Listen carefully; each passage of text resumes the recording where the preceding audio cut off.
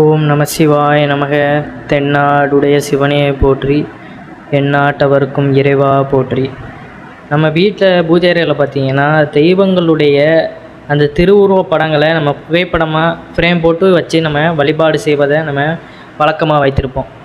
ஆனால் விக்கிரகங்கள் அப்படின்னு கூறப்படுற தெய்வங்களுடைய சிலைகளை வைத்து வழிபடுவது எவ்வாறு வழிபடணும், எந்தெந்த தெய்வங்களை வைத்து வழிபடணும் அப்படிங்கிறது தான் நம்ம இதில் தெரிந்து கொள்ள போகிறோம்.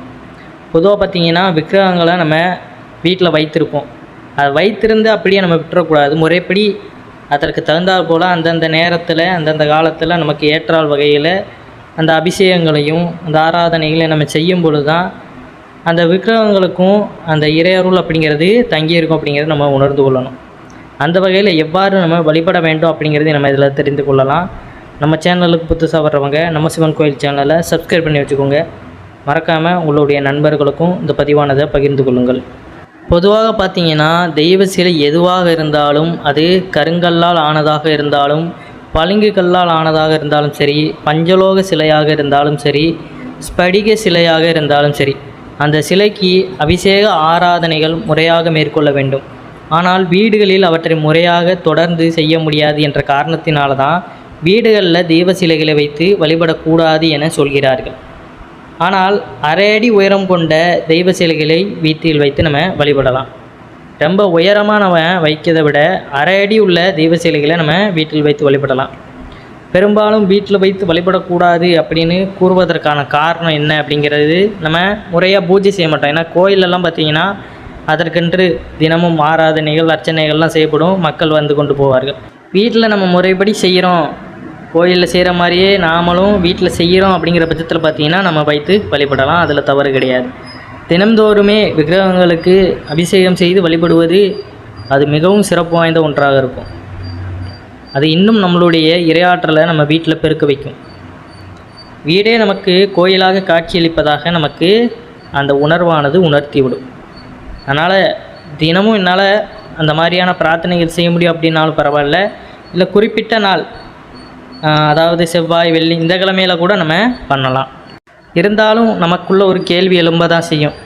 பெரும்பாலும் பெரியவர்கள் சொல்லுவார்கள், அந்த சிலையெல்லாம் வைத்திருக்க வேண்டாம், கோயிலில் போய் வச்சுருங்க அப்படின்னு கூட சொல்லுவாங்க.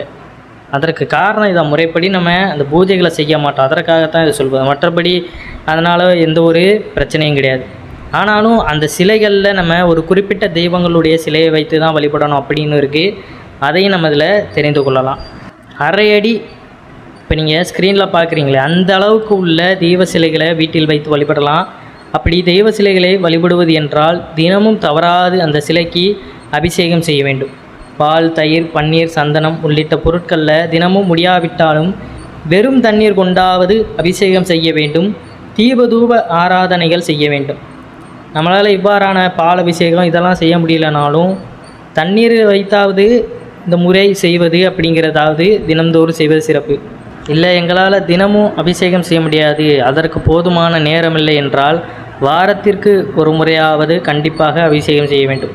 விநாயகர் சிலை வைத்திருந்தால் சதுர்த்தி அன்றைக்கும், சிவலிங்கம் என்றால் சோமவார பிரதோஷம் ஆகிய நாட்களிலும், முருகன் சிலை என்றால் சஷ்டி கிருத்திகை திதிகளிலும் கண்டிப்பாக நம்ம அபிஷேகம் செய்து பூஜைகள் செய்வது மிகவும் சிறப்பு வாய்ந்தது. ஏன்னா ஒவ்வொரு தினத்திற்கும் பார்த்திங்கன்னா அந்தந்த தெய்வங்களுக்குன்னே சிறப்பான ஒரு நாள் வரும். பௌர்ணமி, பிரதோஷம், சிவராத்திரி, இப்படி பார்த்திங்கன்னா சஷ்டி எல்லாமே சிவபெருமான், விநாயகர், முருகர்களுக்கெல்லாம் வரும். அப்போ அந்தந்த நாட்களில் பார்த்திங்கன்னா அந்தந்த தெய்வங்களுக்கு விளக்கேற்றி நம்ம வழிபாடு செய்வது இன்னும் சிறப்பு வாய்ந்த பலனை நமக்கு கொடுக்கக்கூடியதாகும். முறைப்படி நம்ம அதை செய்ய தான் அந்த இறையாற்றல் அப்படிங்கிறது அந்த இடத்துல மேலோங்கி இருக்கும். இப்போ ஆலயங்களில் அவ்வளோ ஆற்றல் இருக்குது பார்த்திங்களா, நேர்மறையான ஆற்றலை நம்ம ஆலயத்திற்குள்ளே போகும் பொழுதே உணர முடிகிறது. அது எதனால், அங்கே அடிக்கடி நடக்கின்ற அந்த பூஜை புனஸ்காரங்களும் அந்த வைபவங்களும் தான் அந்த இடத்த எப்பொழுதுமே இறையாற்றலோடு மேலோங்கி வைக்கிறது. அதை நம்ம வீட்லேயுமே கொண்டு வரும் பொழுது தான் அந்த சிலைக்கு எப்பொழுதுமே அந்த இறையாற்றலானது இருந்து கொண்டே இருக்கும். மந்திரங்கள் கூறி அந்த தெய்வத்தினுடைய நாமத்தை உச்சரித்து விளக்கேற்றி தண்ணீர் வைத்து அபிஷேகம் செய்து நிவேதனம் செய்து எல்லாமே நம்ம செய்யும் பொழுது நமக்கு பலவிதமான நன்மைகள் ஏற்பட்டு கொண்டே தான் இருக்கும். தினமும் பார்த்திங்கன்னா சுவாமிக்கு முன் விளக்கேற்றி வைக்க வேண்டும். அதிகாலை அதாவது பிரம்ம முகூர்த்த வேளையில் விளக்கேற்றி வழிபட்டால் மிக சிறந்த பலன்களை பெற முடியும். பிரம்ம முகூர்த்தத்தை பற்றி நம்ம ஏற்கனவே கூறியிருப்போம். பிரம்ம முகூர்த்தத்தில் பூஜைகள் செய்வது அப்படிங்கிறதே மிகவும் சக்தி வாய்ந்ததாக இருக்கும். ஏன்னா அந்த நேரத்தில் பார்த்திங்கன்னா நமக்கு அனைத்து தெய்வங்களுடைய அருளானது கிடைக்கக்கூடிய நேரமாக இருக்கும். பிரம்ம முகூர்த்தத்தில் அதிகாலையில் எழுந்து நம்ம விளக்கேற்றி வழிபாடு செய்யும் பொழுது பார்த்திங்கன்னா மிக சிறந்த பலன்களை பெறக்கூடியதாக இருக்கும். வீட்டில் தெய்வ சிலை சிறியதோ பெரியதோ எந்த அளவில் வைத்திருந்தாலும் அதற்கு பார்த்திங்கன்னா நித்திய நெய்வேத்தியம் செய்ய வேண்டும். பாலோ ஒரு வாழைப்பழமோ அல்லது ஏதாவது ஒரு பழமோ கற்கண்டோ பேரிச்சம்பழம் எதுவாக இருந்தாலுமே தினமும் ஏதாவது ஒன்றை நெய்வேத்தியம் செய்யாமல் நம்ம இருக்கக்கூடாது. இனிப்புகள் அப்படிங்கிறது இறைவன்களுக்கு நம்ம வைத்து வழிபடுவது இன்னும் நம்மளுக்கு கூடுதல் பலன்களை கொடுக்கக்கூடியதாக இருக்கும். அதனால் ஏதாவது ஒன்றை நம்ம நைவேத்தியமாக வைத்து படைக்கும் பொழுது அது ஒரு சிறப்பு வாய்ந்ததாக இருக்கும். எதுவுமே இல்லை, நம்மக்கிட்ட சர்க்கரை இருக்குது அப்படிங்கிற பட்சத்தில் சர்க்கரையை கூட வைத்து நம்ம வழிபாடு செய்யலாம்.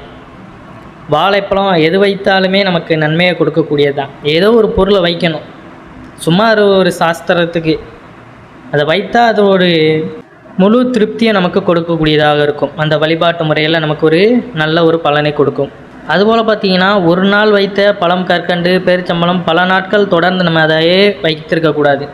நெய்வேத்தியம் என்று எது வைத்தாலுமே குறைந்தபட்சம் பார்த்திங்கன்னா 30 நிமிடங்கள், அதிகபட்சமாக அன்றைய நாளுக்குள் அதை எடுத்து விட வேண்டும். பொதுவாக பார்த்திங்கன்னா நம்ம நெய்வேத்தியமாக படைக்கிறது எல்லாமே இறைவனுக்கு ஏற்றுக்கொள்வதாக, அதாவது எச்சில் படாமல் வைக்கிறத அவர் முதல்ல ஏற்றுக்கொண்டார். அதற்காக தான் அந்த முறையை நம்ம பின்பற்றுவது. அதற்கப்புறம் பார்த்திங்கன்னா அதனை எடுத்து குழந்தைகள் யார் வேண்டுமானாலும் நம்ம அதை சாப்பிடலாம். அதிகபட்சமாக அன்றைய நாளுக்குள்ளே அதை நம்ம எடுத்து விடணும். சுவாமி படமோ சிலையோ அதற்கு அணிவிக்கும் பூக்களை அடுத்த நாள் அகற்றிவிட்டு புதிய மலர்களையும் தான் சுவாமிக்கு அணிவிக்க வேண்டும். காலையில் பூ வைத்து நம்ம விளக்கேற்றி வழிபாடு செய்கிறோம்னா மாலையில் வேறு பூ மாட்டணுமா அப்படின்னு கிடையாது. அன்றைய நாள் முழுக்க அது இருக்கலாம். அடுத்த நாள் நம்ம வழிபாடு செய்வோம் பார்த்திங்களா, அப்போ நம்ம மாற்றி விடுவது நல்லது. முந்தைய நாள் பயன்படுத்திய பூ அல்லது காய்ந்து போன பூக்களை சுவாமி படங்களின் மீதோ பூஜை குப்பைகளுடனோ வைத்திருக்கக்கூடாது.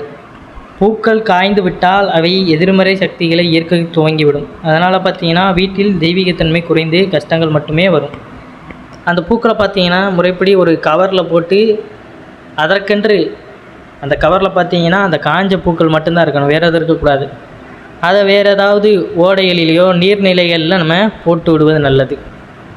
இப்படி நம்ம தொடர்ந்து விக்கிரகங்களுக்கு இவ்வாறான பூஜை முறைகளை பின்பற்றி வருவது தான் சிறப்பு வாய்ந்ததாக இருக்கும்.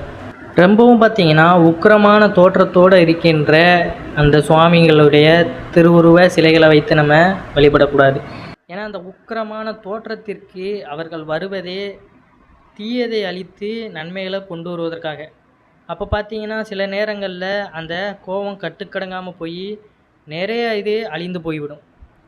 அப்போ உக்கிரமான அந்த தெய்வ படங்களை நம்ம வைக்கும்பொழுது பார்த்திங்கன்னா வீட்டிலையுமே அந்த சக்திகளை தாங்க முடியாது, நமக்கு தேவையில்லாத துன்பங்கள் ஏற்படும் வாய்ப்பு இருக்கிறது.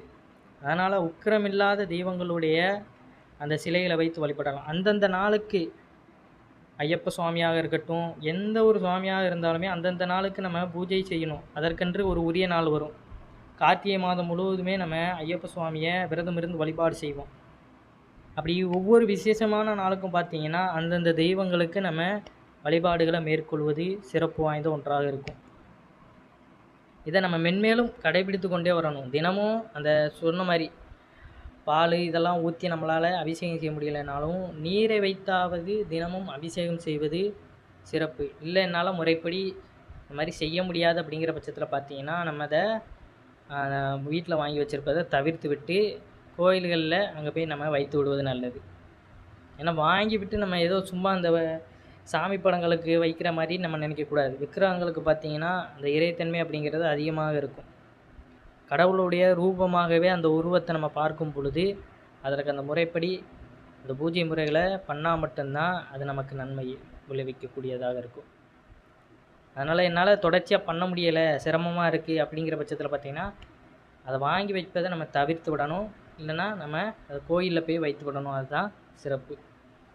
இதை தெரிந்து கொண்டு பார்த்தீங்கன்னா நம்ம விக்கிரகங்களை எவ்வாறு பூஜை செய்யணும், பூஜை முறைகளை நம்ம பண்ணலாமா வேண்டாமா அப்படிங்கிறத நம்ம வாங்குவதற்கு முன்னாடியே முன்கூட்டியே நம்ம யோசித்து கொள்ளணும். இல்லை எனக்கு வேலை செய்வதற்கே நேரம் இல்லை, அதிகாலையிலே நான் வேலைக்கு சென்றுவிடுவேன் அப்படிங்கிற பட்சத்தில் பார்த்தீங்கன்னா நம்மளால் பூஜை முறைகளை செய்ய முடியாது. அப்போ இருக்கின்ற சுவாமி படங்களையே அந்தந்த தேதிகளில் நமக்கு நேரம் கிடைக்கும்போது மட்டும் வழிபாடு செய்து கொள்ளலாம். உங்கள் வீட்டில் நீங்கள் எந்த சுவாமி சிலையை பூஜை பண்ணுறீங்கன்னு கீழே கமெண்ட் பண்ணுங்கள். மறக்காமல் நம்மளுடைய சேனலுக்கு ஆதரவு கொடுங்க. நன்றி, வணக்கம். அனைவரும் என்றும் இறையருள் பெற்று நலமுடன் வாழ வேண்டும். ஓம் நம சிவாய நமக.